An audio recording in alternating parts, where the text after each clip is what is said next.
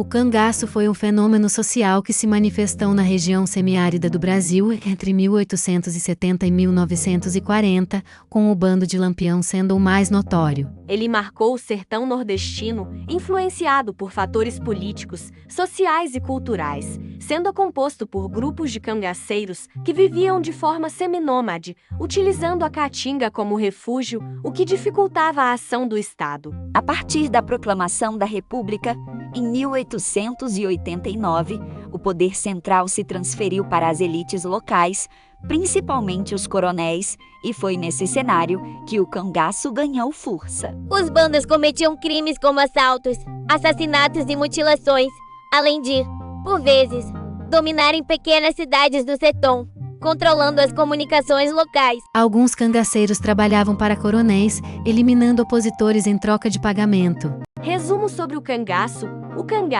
fenômeno social, político e cultural do sertão nordestino, ocorreu principalmente entre 1870 e 1940. Os cangaceiros, conhecidos por assaltar fazendas e cidades, eram vistos de maneira ambígua. Heróis por uns e criminosos por outros.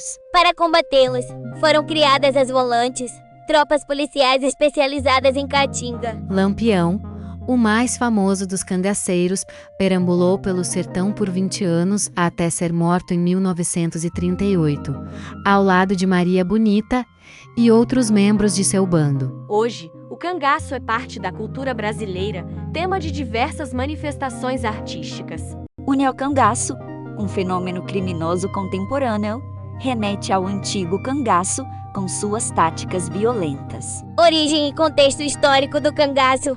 O cangaço remonta aos séculos vai, mas ganhou destaque na década de 1870, com Jesuíno Brilhante sendo o primeiro cangaceiro de renome. O fenômeno cresceu após a proclamação da República, quando o poder se descentralizou, ficando nas mãos dos coronéis. Disputas por terras, desmandos dos coronéis e lutas entre famílias influentes fomentaram o aumento dos grupos de cangaceiros. Em 1915, a família de Virgulino Ferreira da Silva, o Lampião, envolveu-se em um conflito com a de Zé Saturnino, marcando o início da jornada de Virgulino no cangaço por volta de 1918. Lampião liderou seu bando após a saída de Senhor Pereira, em 1922, praticando crimes e dominando cidades do sertão, até sua morte em 1938. Origem da palavra cangaço. A origem mais aceita da palavra cangaço vem da forma como os cangaceiros apoiavam seus fuzis nos ombros,